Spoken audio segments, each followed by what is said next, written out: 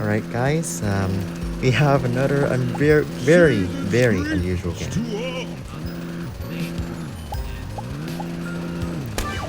Oh jeez. Nope. Never mind. Honestly, that Goblin Shark player is really good. Their name is Dino King Boss.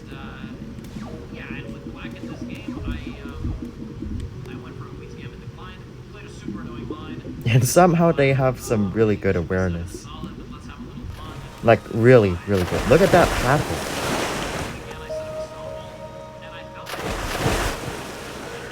Also has very good biting accuracy.